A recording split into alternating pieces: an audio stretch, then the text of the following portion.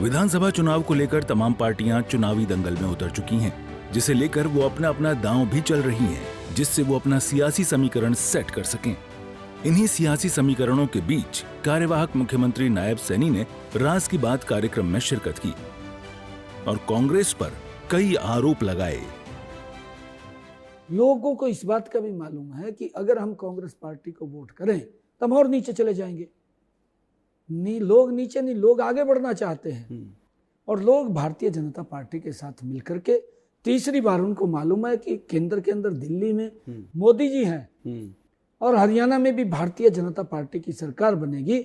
हरियाणा का तीव्र गति से विकास होगा और कांग्रेस के शासन के अंदर भाई भतीजावाद, क्षेत्रवाद, परिवारवाद बहुत दिखते लोगों को थी, परंतु भारतीय जनता पार्टी के अंदर इन सब चीजों से लोगों को राहत मिली है। न परिवारवाद है, क्षेत्रवाद नहीं है, समान रूप से विकास, सबका साथ, सबका विकास। इस दौरान उन्होंने कांग्रेस के घोषणा पत्र पर भी तंज कसा और घोषणा पत्र में किए गए वादों को पूरा नहीं करने का आरोप लगाया।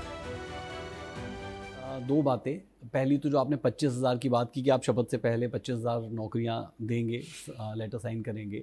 इस पर कांग्रेस पार्टी कहती है कि हम तो 1 लाख नौकरियां जो है वो सरकार बनते ही दे देंगे। दूसरी बात ये कि आप बहुत कहावतें भी सुना रहे हैं और बहुत चुटकुले अंदाज में कांग्रेस पर मज़े भी ले रहे हैं।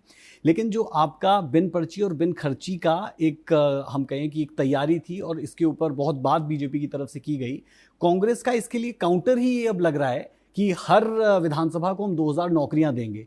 तो ये मैं समझना चाह रहा हूं, एज अ पॉलिटिशियन आप इसे कैसे देखते हैं? कहीं वो विधानसभा में काम तो नहीं कर जाएगा? कभी कभी ये डर भी रहता है। भ्रष्टाचार को जन्म दे रहे हैं।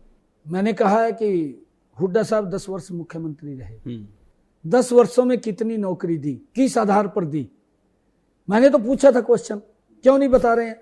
बताना चाहिए भी हमने इतनी नौकरी दी, इस आधार के ऊपर दी, ये बच्चे हैं, ये तो जो नौकरी दे रहा है उसको तो मालूम है। मैं भी तो बता रहा हूं कि हमने बिना पर्ची बिना खर्ची के इतने युवाओं को नौकरी दे दी है।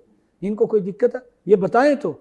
ये जो बोल रहे हैं कि हम 2 लाख देंगे, 1 लाख लगते ही दे देंगे, 2 साल पहले इन्होंने ये झूठ का पत्थर हिमाचल में उतारा। क्या बोला आपके सामने? वहां बोला हर साल 1 लाख युवाओं को हम सरकारी नौकरी देंगे।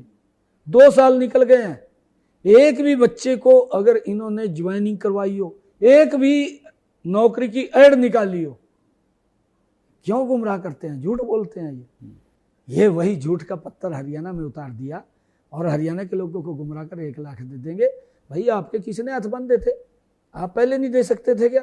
नायब सैनी ने इस दौरान कांग्रेस के नेतृत्व पर भी हमला बोला और कांग्रेस के नेतृत्व को कमजोर बताया।